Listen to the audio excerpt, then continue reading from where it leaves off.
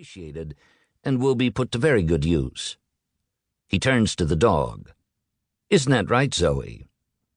Zoey, for her part, has no comment to make on the matter.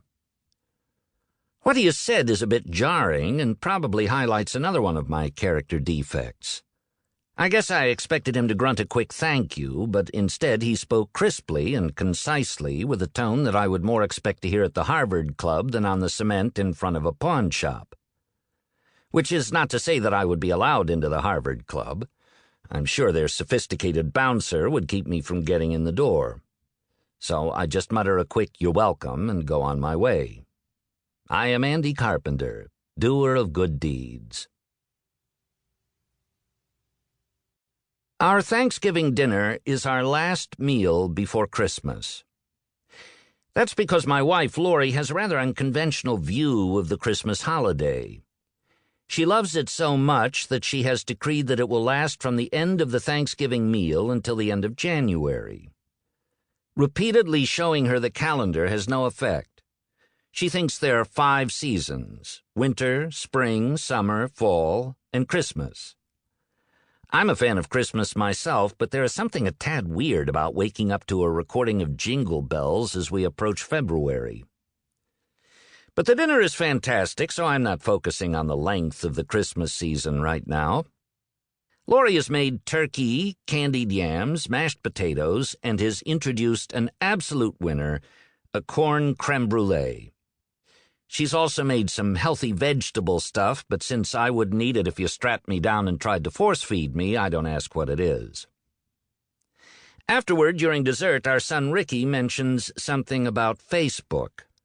He's not allowed on since he's under the 13-year age limit, but he set up accounts for Laurie and me a few weeks ago. He's the only one among us that has any tech ability, so we relied on his expertise. Unfortunately, in all that time, I've accumulated a total of 1 Facebook friend, Laurie. So I rarely log in since there's nothing for me to do there. It's like coming home after being away for a week and finding no messages on my answering machine, or like going to my high school prom with my sister, which I did not do simply because I'm an only child. It's social media, but it makes me feel antisocial. Ricky said that the problem is that no one realizes I signed up, so what I have to do is friend people, which means asking them if they would be my friend. I don't think so. Who begs for friends? What if they say no? Or what if they don't even answer, leaving me to wonder if they never saw the request or saw it and decided to ignore it? Maybe they would want to reject it, but thought I would feel bad, so they instead would leave me in Facebook purgatory. Laurie is an entirely different case. I secretly looked at her profile the other day, and she has 76 friends. 76! I don't think I know 76 people, even if you include those I nod to while I'm walking Tara and Sebastian. Laurie asks me, "You enjoying being on Facebook?" "Not really," I say. "My social calendar is pretty full. If I stayed on Facebook all day, I'd never get anything done." "Dad has only 1 friend," Ricky says. "You." "Thanks, Rick." Laurie shakes her head. "That's so sad. You want me to ask some people to be your friend?" The only bright side to all this is that I'm not on Twitter. "Must you humiliate me? Can we talk about something else?" I ask. Laurie nods. "Sure. When do you want to get the Christmas tree?" "Why do you want a Christmas tree?" I ask.